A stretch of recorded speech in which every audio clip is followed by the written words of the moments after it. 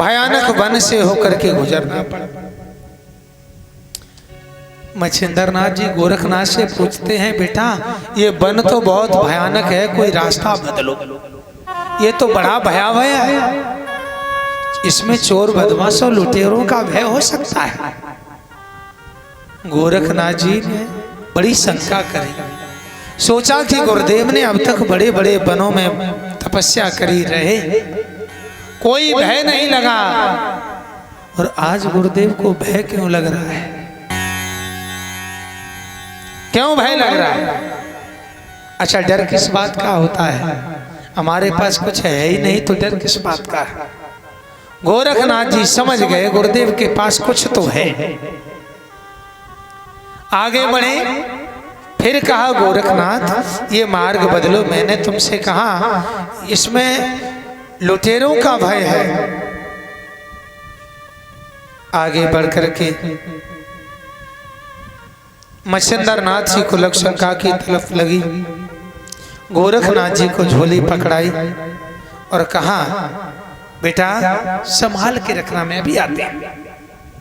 एक कुआं था, गोरखनाथ जी ने झोली को खोला और देखा तो सोना रखा है। समझ गए बस यही भय था। गोरखनाथ जी ने उस सोने को निकाला और कुएं में डाल दिया। उतने ही आकार का, उतने ही वजन का एक पत्थर उस झोली में रख दिया। गुरुजी आए, झोली पकड़ी, वो टटोल के देखा, हाँ सोना तो है, चल दिया। आगे बढ़े, गोरखनाथ से कहा, गोरखनाथ ये रास्ता छोड़ो, लुटेरों का भय है। गोरखनाथ जी ने कहा, गुरुदेव अब चिंता मत करो, अब तो बस चलते जाओ। क्यों? भय तो बहुत पीछे रह गया।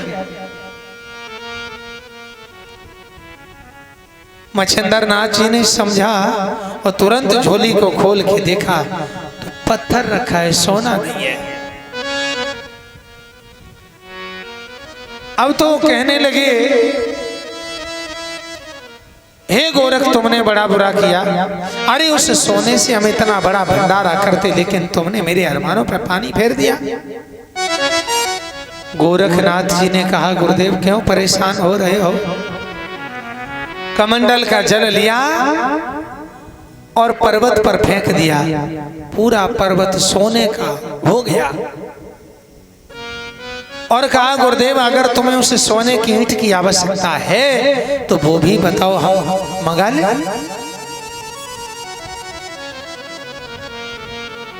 तब मच्छिंद्रनाथ जी ने कहा, जिसका शिष्य इतना प्रतापी हो उसे सोने की ईंट की आवश्यकता नहीं है। भक्तों, गोरखनाथ जी ने वहां बहुत बड़ा भंडारा किया है। यहाँ गुरु गोरखनाथ जी समझाना चाहते हैं कि आप अपने आप को समझिए, ये सोना चांदी जो है ये सिर्फ बंधन है, तुम्हारे दुख का कारण बन जाता है। आप अपने आप को समझिए, तब जीवन का आनंद मिलेगा। ये जो शरीर मिला है कितना सुंदर बनाया भगवान ने, विद्वानों ने इसका गायन किया है। अरे बनाए दई मेरे कारीगर ने, कैसी सुंदर बखरी बना दई मेरे कारीगर ने, कैसी सुंदर बखरी।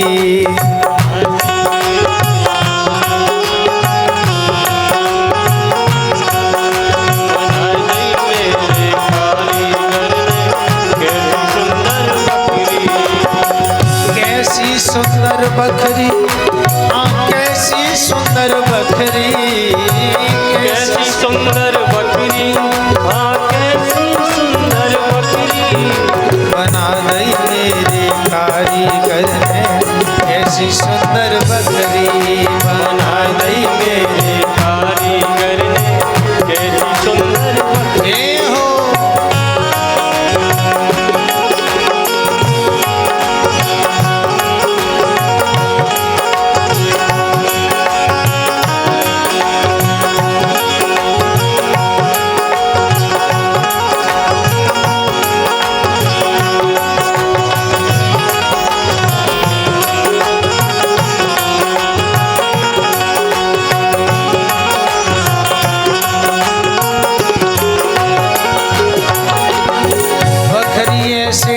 से बनी है, ना चौरी ना सकरी। बकरी ऐसे ढंग से बनी है, ना चौड़ी ना सकरी। 5 कुठरियां 10 दरवाजे, 5 कुठरियां 10 दरवाजे, 3 गुरन से जकरी। 5 कुठरियां 10 दरवाजे, 3 गुरन से जकरी। बना दई मेरे कारीगर ने कैसी सुंदर बकरी। बना दई मेरे कारीगर ने कैसी सुंदर बकरी।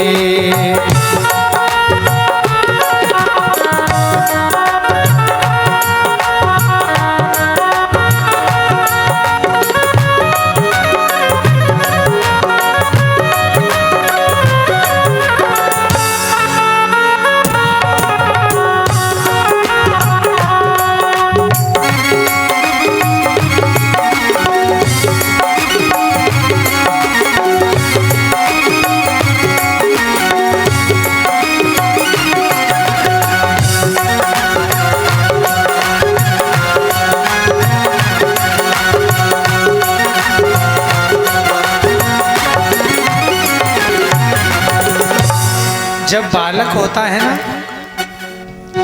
बालक होता है तो सब प्रेम करते हैं, और जवान होता है बच्चा तो कहते हैं मेरी मानता ही नहीं, प्रेम टूट जाता है।